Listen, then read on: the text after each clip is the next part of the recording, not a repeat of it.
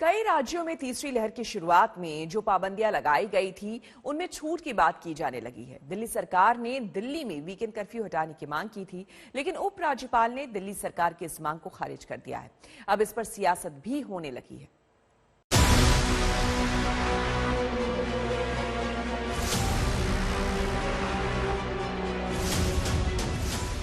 देश में 3 लाख से ज्यादा कोरोना केसेस आने लगे हैं, लेकिन राजधानी में कोरोना संक्रमितों की संख्या कम होने लगी है। कम से कम सरकारी आंकड़ों में तो ऐसा ही हो रहा है। तो दिल्ली के अंदर नंबर ऑफ केसेस भी कम हो रहे हैं, पॉजिटिविटी भी कम हो रही है। इस टाइम काफ़ी कंट्रोल में है। और जो एक्सपर्ट्स का कहना था पहले कि दिल्ली के अंदर 1 लाख केसेस भी पर डे आ सकते हैं, अब वो खतरा टल गया है। 28,000 पर आने के बाद, पीक आने के बाद अब तेज़ी से केस नीचे गिर रहे हैं और पॉजिटिविटी भी तेज़ी से 30% से जाने के बाद घटते घटते 17-18% पे आ गई है। तो दिल्ली के अंदर पीक जा चुका है और केसेस कम हो रहे हैं।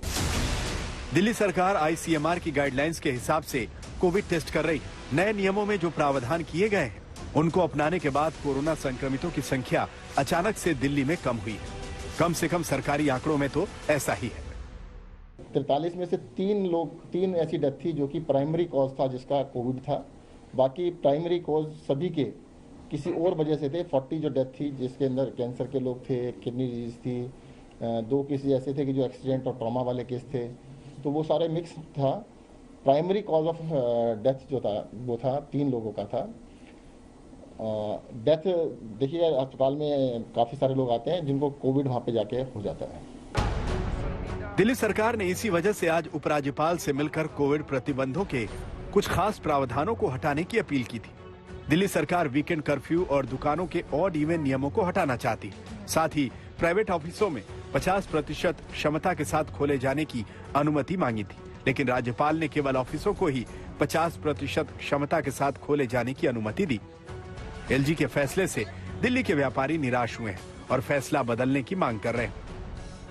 जिस प्रकार आज दिल्ली के मुख्यमंत्री जी ने सुबह ये ऐलान किया था कि दिल्ली में जो लॉकडाउन है, जो 2 दिन का वो हटाया जा रहा है कर्फ्यू, और उसके अलावा जो ऑड एंड इवन है उसको भी वापसी के लिए उन्होंने एलजी साहब को फाइल भेजी थी।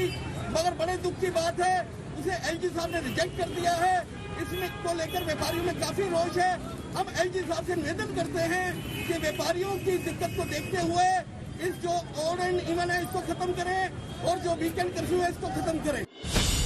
कर्फ्यू में छूट दिए जाने की चर्चा केवल दिल्ली में ही हो रही हो ऐसा नहीं है, कई राज्यों में इसकी चर्चा है। कर्नाटक में तो वीकेंड कर्फ्यू भी हटा दिया गया है, जबकि कर्नाटक उन 5 राज्यों में है जहां सबसे ज्यादा मामले आ रहे हैं। संक्रमण की स्थिति में सुधार की बात मुंबई में भी होने लगी है, लेकिन महाराष्ट्र में कोरोना संक्रमित मरीजों के मामले फिर से बढ़े हैं।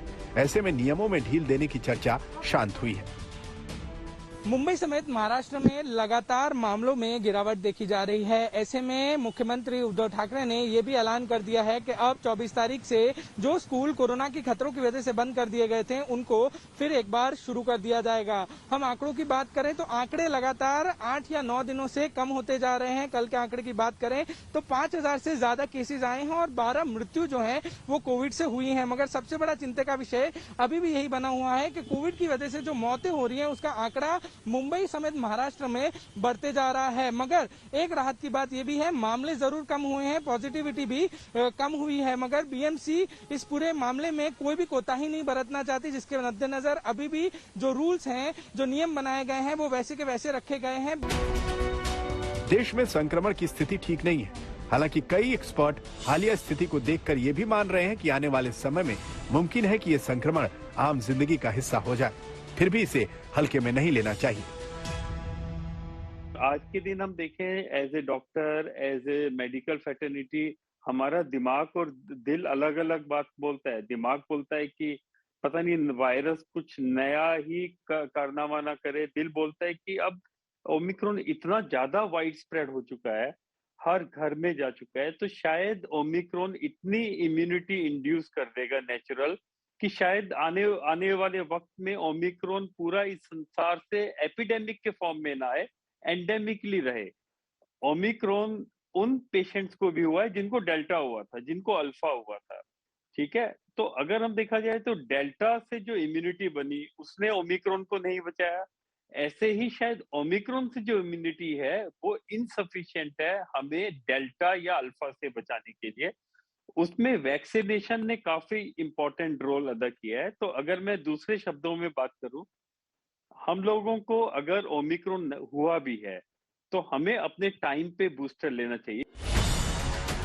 कोरोना संक्रमित मरीजों की संख्या दूसरी लहर की तरह ही बढ़ती जा रही है। आईआईटी कानपुर के प्रोफेसर मणिंद्र अग्रवाल ने अपने सूत्र संक्रमण के जरिए देश में संक्रमण का पीक 23 जनवरी और केसेस 4 लाख बताए थे। फिलहाल संक्रमण की स्थिति कुछ वही दिख रही है। दिल्ली से सुशांत मेहरा और मुंबई से पारस दामा के साथ आज तक ब्यूरो।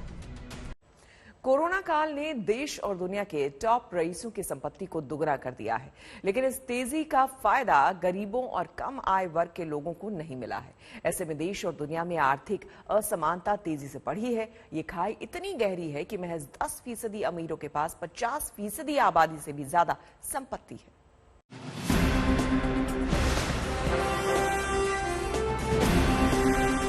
कोरोना काल में भी भारत समेत दुनिया भर के रईसों की दौलत पर कोई असर नहीं पड़ा है। उल्टा इन्होंने महामारी के दौरान भी जमकर पैसा कमाया है। वर्ल्ड इकोनॉमिक फोरम के पहले दिन ऑक्सफैम इंडिया की तरफ से सालाना असमानता सर्वे जारी किया गया। ऑक्सफैम इंडिया की रिपोर्ट के मुताबिक कोरोना काल में भारतीय अरबपतियों की कुल संपत्ति 2 गुनी हो गई। अरबपतियों की संख्या में भी 39% की तेजी आई है और उनकी कुल संख्या बढ़कर 142 हो गई है। इनकी अमीरी का अंदाजा इस बात से लगाया जा सकता है कि टॉप 10 रईस देश के सभी स्कूलों और कॉलेजों को अगले 25 सालों तक फंड कर सकते हैं। ऑक्सफैम की रिपोर्ट में अमीरों पर अतिरिक्त टैक्स लगाने के असर का भी विस्तार से जिक्र किया गया है। इसके मुताबिक भारत में टॉप 10% अमीर लोगों पर 1% अतिरिक्त टैक्स लगाने से 17.7 लाख ऑक्सीजन सिलेंडर मिल सकते हैं। देश में 98 अमीर परिवारों पर 1% अतिरिक्त टैक्स लगाने से आयुष्मान भारत प्रोग्राम को अगले 7 सालों तक फंड किया जा सकता है। इस रिपोर्ट में अमीरों की दौलत बढ़ने से आर्थिक असमानता बढ़ने का भी जिक्र है। रिपोर्ट के मुताबिक कोरोना की वजह से सबसे अमीर 10% लोगों के पास देश की 45% दौलत है। वहीं गरीब 50% आबादी के पास महज 6% दौलत है। देश के 142 अरबपतियों की कुल दौलत 53 लाख करोड़ रुपए है। 98 सबसे अमीर लोगों के पास 49 लाख करोड़ हैं, जो 55.5 करोड़ गरीब लोगों की दौलत के बराबर है। रिपोर्ट में कहा गया है कि अगर भारत के टॉप 10 अमीर रोजाना 7 करोड़ रुपए खर्च करेंगे तो 84 सालों में उनकी दौलत खत्म होगी। वहीं रईसों पर वेल्थ टैक्स लगाने से 78.3 अरब डॉलर की रकम मिल सकती है। इस पैसे से सरकार का हेल्थ बजट 271% तक बढ़ सकता है। अमीर गरीब के बीच तो आर्थिक खाई कोरोना काल में गहरी हुई ही है, साथ ही जेंडर गैप भी इस दौरान बढ़ गया है। ऑक्सफैम इंडिया की रिपोर्ट के मुताबिक कोरोना काल में जॉब लॉस में 28% महिलाएं हैं।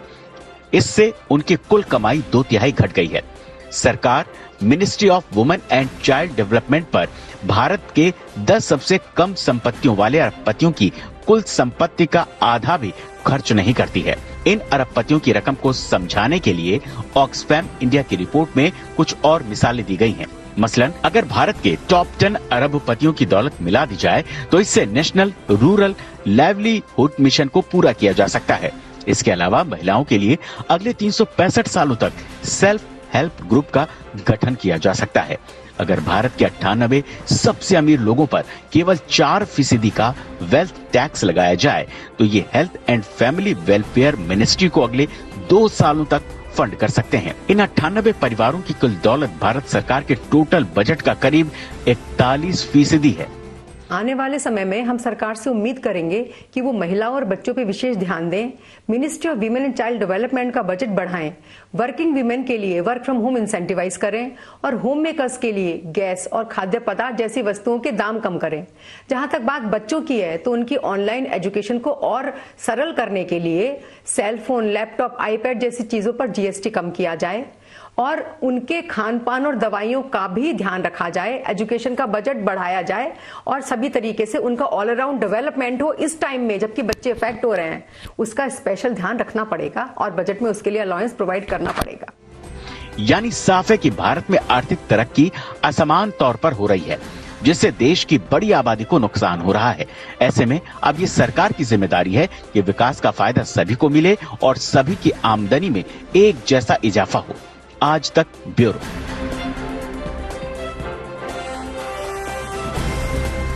कई राज्यों में तीसरी लहर की शुरुआत में जो पाबंदियां लगाई गई थी उनमें छूट की बात की जाने लगी है। दिल्ली सरकार ने दिल्ली में वीकेंड कर्फ्यू हटाने की मांग की थी, लेकिन उपराज्यपाल ने दिल्ली सरकार की इस मांग को खारिज कर दिया है। अब इस पर सियासत भी होने लगी है।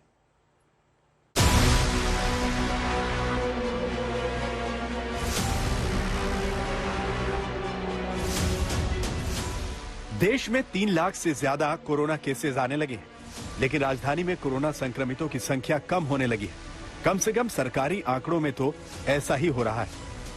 तो दिल्ली के अंदर नंबर ऑफ केसेस भी कम हो रहे हैं, पॉजिटिविटी भी कम हो रही है। इस टाइम काफ़ी कंट्रोल में है। और जो एक्सपर्ट्स का कहना था पहले कि दिल्ली के अंदर 1 लाख केसेस भी पर डे आ सकते हैं, अब वो खतरा टल गया है। 28,000 पर आने के बाद, पीक आने के बाद अब तेज़ी से केस नीचे गिर रहे हैं और पॉजिटिविटी भी तेज़ी से 30% से जाने के बाद घटते घटते 17-18% पे आ गई है। तो दिल्ली के अंदर पीक जा चुका है और केसेस कम हो रहे हैं। दिल्ली सरकार आईसीएमआर की गाइडलाइंस के हिसाब से कोविड टेस्ट कर रही है। नए नियमों में जो प्रावधान किए गए हैं उनको अपनाने के बाद कोरोना संक्रमितों की संख्या अचानक से दिल्ली में कम हुई है। कम से कम सरकारी आंकड़ों में तो ऐसा ही है। 43 में से 3 ऐसी डेथ थी जो कि प्राइमरी कॉज था, जिसका कोविड था। बाकी प्राइमरी कॉज सभी के किसी और वजह से थे। 40 जो डेथ थी जिसके अंदर कैंसर के लोग थे, किडनी डिजीज थी, 2 केसेस ऐसे थे कि जो एक्सीडेंट और ट्रॉमा वाले केस थे। तो वो सारे मिक्स था। प्राइमरी कॉज ऑफ डेथ जो था वो था 3 लोगों का था। डेथ देखिए, अस्पताल में काफ़ी सारे लोग आते हैं जिनको कोविड वहाँ पे जाके हो जाता है। दिल्ली सरकार ने इसी वजह से आज उपराज्यपाल से मिलकर कोविड प्रतिबंधों के कुछ खास प्रावधानों को हटाने की अपील की थी।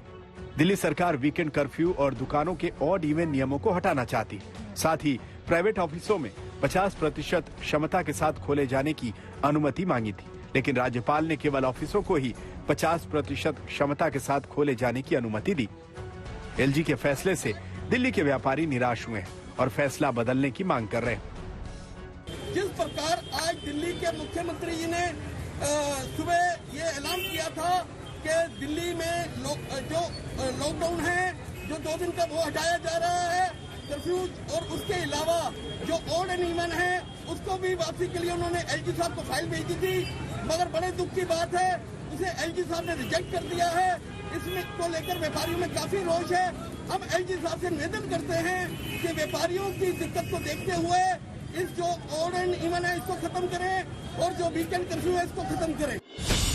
कर्फ्यू में छूट दिए जाने की चर्चा केवल दिल्ली में ही हो रही हो ऐसा नहीं है, कई राज्यों में इसकी चर्चा है। कर्नाटक में तो वीकेंड कर्फ्यू भी हटा दिया गया है, जबकि कर्नाटक उन 5 राज्यों में है जहां सबसे ज्यादा मामले आ रहे हैं। संक्रमण की स्थिति में सुधार की बात मुंबई में भी होने लगी है, लेकिन महाराष्ट्र में कोरोना संक्रमित मरीजों के मामले फिर से बढ़े हैं। ऐसे में नियमों में ढील देने की चर्चा शांत हुई है।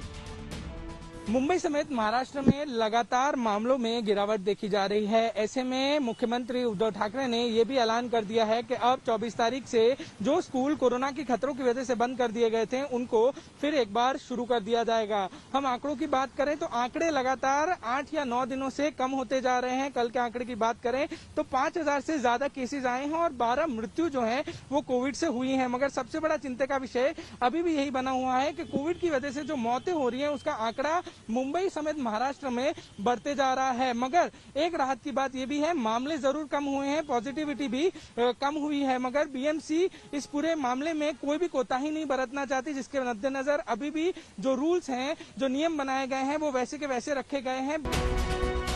देश में संक्रमण की स्थिति ठीक नहीं है।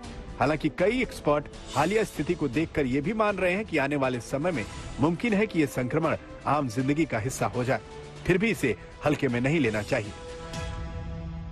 आज के दिन हम देखें as a doctor, as a medical fraternity, हमारा दिमाग और दिल अलग अलग बात बोलता है। दिमाग बोलता है कि पता नहीं वायरस कुछ नया ही कारनामा ना करे। दिल बोलता है कि अब ओमिक्रॉन इतना ज्यादा वाइड स्प्रेड हो चुका है, हर घर में जा चुका है, तो शायद ओमिक्रॉन इतनी इम्यूनिटी इंड्यूस कर देगा नेचुरल कि शायद आने वाले वक्त में ओमिक्रॉन पूरा इस संसार से एपिडेमिक के फॉर्म में ना आए, एंडेमिकली रहे।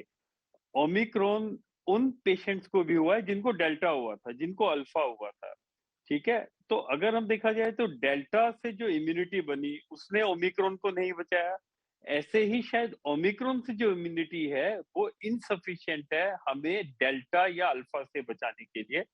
उसमें वैक्सीनेशन ने काफी इंपॉर्टेंट रोल अदा किया है। तो अगर मैं दूसरे शब्दों में बात करूं, हम लोगों को अगर ओमिक्रॉन हुआ भी है तो हमें अपने टाइम पे बूस्टर लेना चाहिए।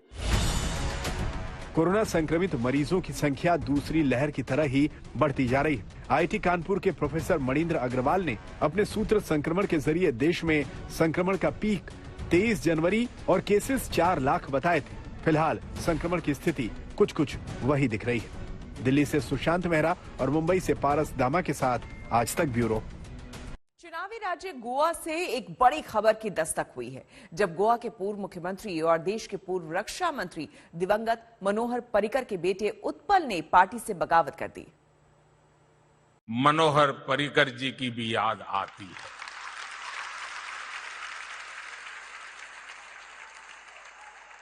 उन्होंने न केवल गोवा को विकास की नई ऊंचाई तक पहुंचाया, बल्कि गोवा की क्षमता का भी विस्तार किया।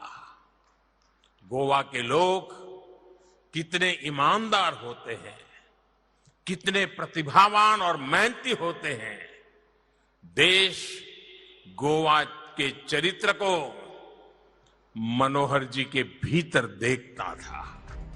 2013 में मतभेदों से जूझती बीजेपी में मनोहर पर्रिकर पहले वरिष्ठ नेता थे, जिन्होंने खुलकर नरेंद्र मोदी को बीजेपी का पीएम कैंडिडेट बनाने की मांग की थी। इसीलिए प्रधानमंत्री नरेंद्र मोदी और मनोहर पर्रिकर के बीच निजी रिश्तों को देखते हुए किसी ने सपने में भी नहीं सोचा था कि मनोहर पर्रिकर के बेटे बीजेपी से टिकट न मिलने पर पार्टी छोड़ देंगे। I will be contesting as an independent candidate from Panji constituency. Thank you. As far as political party is concerned, only platform available to me is the BJP. The other platform is the independent, my own platform, which I have to do, unfortunately, in these circumstances for the values I believe in. Goa की Panaji seat पर BJP का दबदबा रहा है। पूर्व CM Manohar Parrikar 6 बार यहां से विधायक रह चुके हैं। गोवा में बीजेपी का आधार मजबूत करने में पर्रिकर की भूमिका अहम मानी जाती है। इस सीट पर पर्रिकर के बेटे उत्पल पर्रिकर शुरू से ही दावा ठोक रहे थे। उन्होंने अलग अलग तरीके से इसका संकेत भी दिया, लेकिन जब बीजेपी ने उन्हें उम्मीदवार नहीं बनाया तो उन्होंने निर्दलीय चुनाव लड़ने का ऐलान कर दिया। उत्पल का कहना है कि उन्हें पिता की सीट पर कार्यकर्ताओं का समर्थन प्राप्त है। वहीं बीजेपी का तर्क है कि राजनीतिक विरासत को आगे बढ़ाने का मतलब ये नहीं है कि टिकट दे दिया जाए सिर्फ इसीलिए कि आप किसी के बेटे हैं। बीजेपी किसी का समर्थन नहीं करेगी। बीजेपी ने उत्पल को मनाने के लिए दूसरी सीट पर उम्मीदवारी का ऑफर भी दिया था, लेकिन उत्पल पिता की सीट पर ही चुनाव लड़ने पर अड़ गए और बात बिगड़ गई। गोवा में पैर पसारने की कोशिश कर रही आम आदमी पार्टी उत्पल को अपने साथ आने का ऑफर दे चुकी है। वहीं शिवसेना ने उत्पल को सपोर्ट करने के लिए सभी विपक्षी दलों को साथ आने का आह्वान किया है। जिस व्यक्ति ने, जिस नेता ने गोवा में बीजेपी को ताकत देने में, खड़ा करने में अपनी पूरी जीवन बिता दिया, जिस मनोहर पर्रिकर ने अपने कैरेक्टर से गोवा के नहीं जो देश के भाजपा को एक कैरेक्टर दिया, उनका सम्मान रहना चाहिए। बीजेपी उत्पल को टिकट न देने पर जो भी दलील दे, लेकिन जानकारों का कहना है कि इसके पीछे सबसे बड़ी वजह मौजूदा विधायक की मजबूत दावेदारी है। पणजी से वर्तमान विधायक अतनासियो ने पर्रिकर के निधन के बावजूद 2019 के उपचुनाव में कांग्रेस के लिए सीट निकाली थी। अतनासियो ने उपचुनाव में बीजेपी के उम्मीदवार को हराया था। बाद में वो बीजेपी में शामिल हो गए। इसीलिए बीजेपी ने उत्पल से दूसरी सीट से चुनाव लड़ने की पेशकश की, जिसे उत्पल ने इनकार कर दिया और वो बागी हो गए। मुस्तफा शेख, मुंबई, आज तक।